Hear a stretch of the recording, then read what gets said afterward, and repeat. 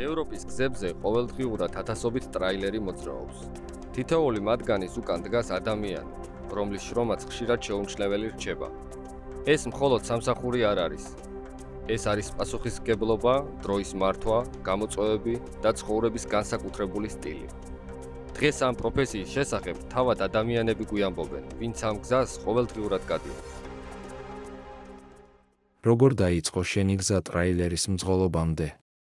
პირველ რიგში მქონდა სურვილი, რომ ამ პროფესიას დაუხლებოდი, შემდეგ რა თქმა უნდა ავიღე მართვის მოწმობა შესაბამისი კატეგორიის, რა თქმა უნდა მძღოლის ეგრეთ წოდებული ტახოგრაფის ბარათი და შემდეგ უკვე დაუკავშირდი შესაბამის კომპანიას, დამეხმარა დანარჩენი საბუთების წარმოებაში და მოვედი აქამდე. რამდენი წელია ამ სფეროში მუშაობ? ოქტომბერში იქნება შესრულდება მეორე წელიწადი, რაც სატვირთოს ტრაილერის ძღოლება. გახსოვს პირველი რეისი და რა ემოცია იყო? რა თქმა უნდა მახსოვს, პირველი რეისი, პირველი დავალება მქონდა შვეიცარიის მიმართულებით, სადაც ტვირთი უნდა გამებაჟებინა, რაღაც კონკრეტულ სირთულეებთან არის დაკავშირებული და ასე თუ ისე გამოუსწელი მძღოლისთვის საკმაოდ რთული იყო ეს ყველაფერი, დაძაბულობა, ნერვიულობა, ყველაფერი ერთმანეთში იყო, მაგრამ საბედნიეროდ თავი ყველაფერს კარგად გავართვი და ყველაფერმა კარგად ჩაიარა. თავიდან რომ დაბრუნდე, ისევ ამ პროფესიას აირჩევდი. სიმართლე გითხრათ დავფიქრდებოდი, იმიტომ რომ ბევრი ისეთი ნიუანსია, რომელიც შორიდან ნამდვილად არ ჩანს, რაც ამ პროფესიას გააჩნია და ნამდვილად არ ვიცი. შეიძლება არამერჩია, ვერ გეტყვით ზუსტად. ბევრისთვის ეს უბრალოდ საჭესთან გატარებული საათებია. მაგრამ რეალობაში ტრაილერის მძღოლის ცხოვრება გაცილებით მეტს მოიცავს.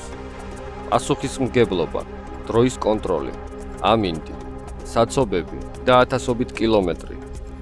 ყველა მძღოლს თავისი ისტორია აქვს, მაგრამ ყველას ერთი რამ აერთიანებს და ეს არის გზა. რა არის ამ პროფესიის ყველაზე რთული მხარე? ამ პროფესიის რთული მხარე არის პირველი ის, რომ ათასობით კილომეტრს გადიხარ სრულიად მარტო, ყველაფრის პასუხისმგებელი ხარ, მძღოლი, ვინც საჭესთან ზის. როგორც დღის განმავლობაში არის დავალება ისეთი, რომ გიწევს ღამით მუშაობა და თლიანად 15 საათის განმავლობაში ზიხარ საჭესთან მარტო და ყველაფრის პასუხისმგებლობა, ტვირთის, უსაფრთხოების, ყველაფრის პასუხისმგებლობა გვიწევს ჩვენ.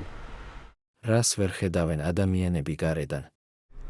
სანამ ამ პროფესიას დავეუფლებოდე, ძალიან მარტივი მეგონა ეს ყველაფერი, ეს სფერო, მაგრამ რეალობის წინაშე რო დავდექი, სრულიად განსხვავებულია იმ რეალობასთან, რასაც შორიდან ნებისმიერი ადამიანი შეიძლება ხედავდეს. ყოფილა მომენტი, როცა ამ საქმის დატოვება გიფიქრია? ძალიან ბევრჯერ მიფიქრია ოჯახის გამო. იმიტომ რომ მოწყვეტილი ხარ ოჯახს და არა მარტო ოჯახს, ყველაფერს აბსოლუტურად, რაც კი შენთვის ძვირფასია. და ისევ და ისევ გაძლიერებს ოჯახი და მაინც აგრძელებ ყოველდღიურ მუშაობას, რასაც ნებისმიერი ჩვენთაგანი აკეთებს ყოველდღიურად. რა გაძლევს ძალას, რომ გააგრძელო? ძალას მაძლევს ოჯახი ყოველდღიურად. რისთვისაც ვშრომობ და რისთვისაც გვიხარია ყველაფერი. ეს არის ოჯახი. ამ პროფესიაში ყოველი დღე ერთმანეთის მსგავსი არასოდეს არის. იცვლება ქვეყნები, გზები, ადამიანი და ადამიანები.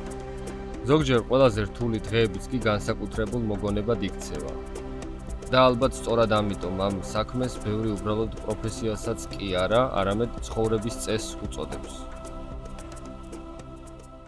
რას ურჩევ ადამიანს, რომელიც ახლა იწყებს ამ სფეროში მუშაობას? პირველ რიგში ალბათ იმას ურჩევ, რომ ძალიან კარგად აწონდაწონოს ღირს თუ არა საერთოდ ამ სფეროში მოსვლა. ამას იმიტომ არ ვიძახი, რომ ვინმე შევაშინა, უბრალოდ ძალიან დიდი დრო ქრება, ისე მიდის წლები, რომ საერთოდ შეიძლება ვერც მოასწრო უკან მოხედვა. კი, შემოსავლით ძალიან კარგი პროფესიაა, მაგრამ ჭყალებში რო ვთქვათ, ჭაობს ეძახიან ამ პროფესიას, იმიტომ რომ თუ მოხვედი, წასვლა ძალიან ძლელია. რა შეცდომებს უშვებენ დამწყებები ყველაზე ხშირად?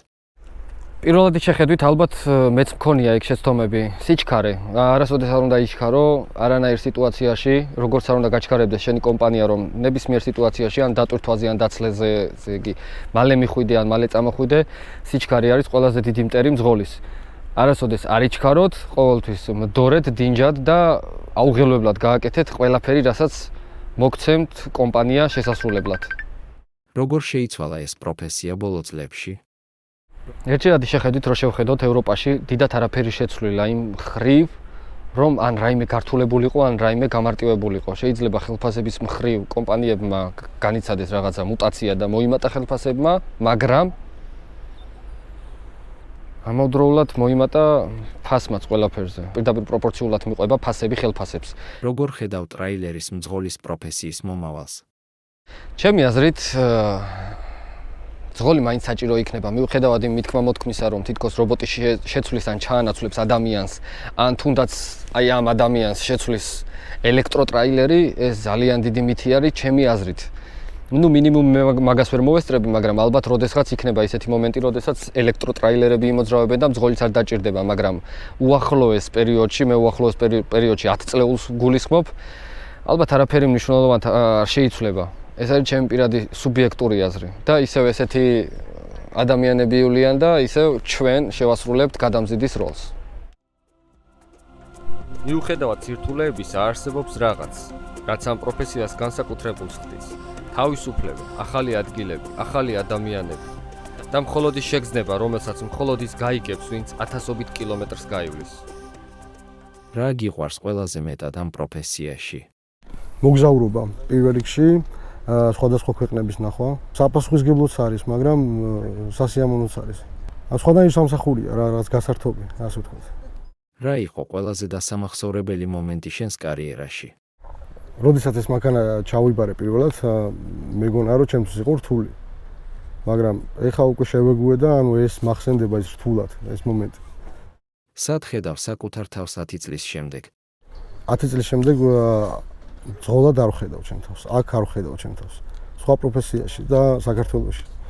ერთი სიტყვით, შენთვის რას ნიშნავს ტრაილერის მძღოლობა? ჩემთვის ტრაილერის მძღოლობა ნიშნავს დიდ პასუხისმგებლობას, რომელიც გადაადგილდება ავტობანზე. ტრაილერის მძღოლობა მხოლოდ კილომეტრები არ არის. ეს არის პასუხისმგებლობა, თავგანწირვა, მოთმინება და სიყვარული გზის მიმართ. და სანამ გზები არსებობს, ყოველთვის იქნებიან ადამიანები, რომლებიც ამ გზებზე საკუთარ ისტორიას დაწერენ. თქვენ უყურებდით ჩემ არხს, EuroTruck Real Lives. ეს რაღაც ახალი იყო ჩემ არხზე და იმედია მოგეწონებათ. შევხვდებით შემდეგ ვიდეოზე.